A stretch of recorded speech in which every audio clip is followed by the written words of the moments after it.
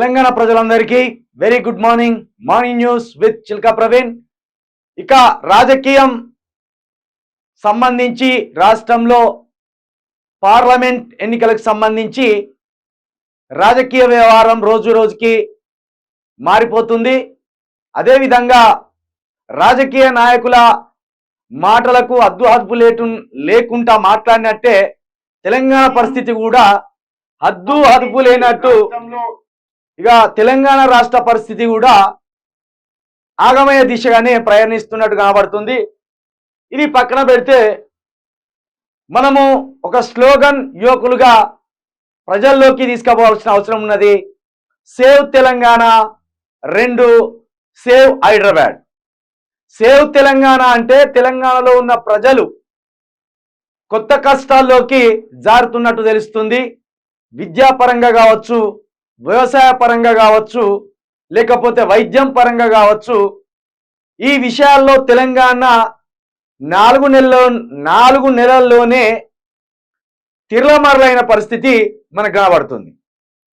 అందుకు సంబంధించి రైతులు పడుతున్న గోసలు కావచ్చు, విద్యుత్ విషయంలో కావచ్చు, లేకపోతే నీరు విషయంలో కావచ్చు, రైతులు పడుతున్న గోసలే ఇందుకు ప్రధాన సాక్ష్యాలుగా కనబడుతుంటే, మరోవైపు తెలంగాణ విద్యా వ్యవస్థకు గుండెకాయ లాంటి ఉస్మానియా యూనివర్సిటీ కూడా ఈరోజు క్లోజ్ చేసే పరిస్థితికి దాపురించింది. దీన్ని బట్టే మనం తెలంగాణలో పరిస్థితులు ఏ విధంగా మారుతున్నాయో అర్థం చేసుకోవచ్చు.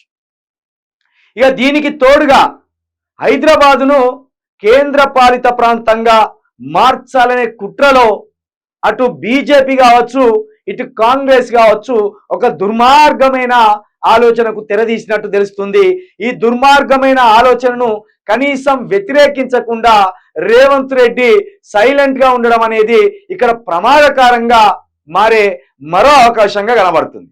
కాబట్టే ఈ రెండింటిని మనం దృష్టిలో పెట్టుకొని యువకులు, తెలంగాణ వ్యాప్తంగా ఉన్న యువకులు, నేను మరొకసారి చెప్తున్నా, గుజరాత్, ఇదే విధంగా పంజాబ్, గుజరాత్ నాయకత్వం అనేది ఈ దేశంలో చాలా పటిష్టమైనది.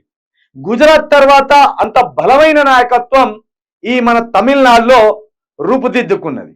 ఇక వ్యవసాయానికి సంబంధించి పంజాబ్ అనేది మన దేశానికి ఒక సూచికగా కనబడుతుంది. ఈ రెండు విషయాల్లో తలదన్నే స్థితికి కేవలం 10 సంవత్సరాల్లోనే తెలంగాణ వచ్చింది. కానీ ఇప్పుడు ఆ 2 విషయాలలో మనం కింద పడబోయే పరిస్థితి ఉన్నది.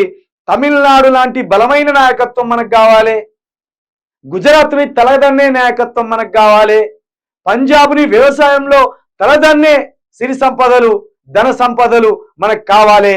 ఈ రెండిటి దిశగా 10 ఏళ్లలో మనం ముందు ఉంటే, ఇప్పుడు 3 నెలలలో ఈ రెండిటికి కాదు కదా, పక్కనే ఉన్న హైదరాబాద్, పక్కనే ఉన్న ఆంధ్రప్రదేశ్ కావచ్చు, ఒరిస్సా కావచ్చు, రాజస్థాన్ కావచ్చు, ఆ దశకు మనం పోయే ప్రమాదం ఉన్నది.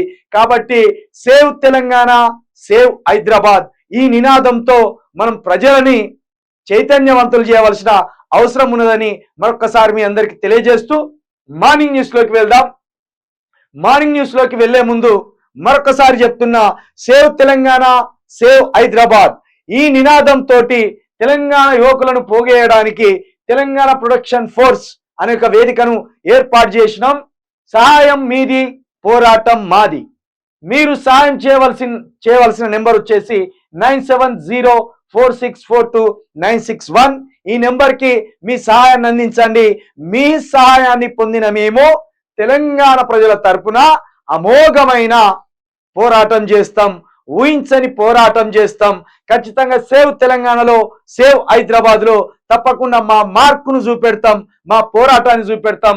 మీరు మరొకసారి చెప్తున్నా, మీరు కొంత సాయాన్ని, మీకు తగినంత సాయాన్ని అందించండి. ఎట్లా పోరాడాలో, ఎలాంటి సమస్యలను ప్రభుత్వం దృష్టికి తీసుకురావాలో అది మా బాధ్యత అనేది మరొకసారి తెలియజేస్తున్నాం.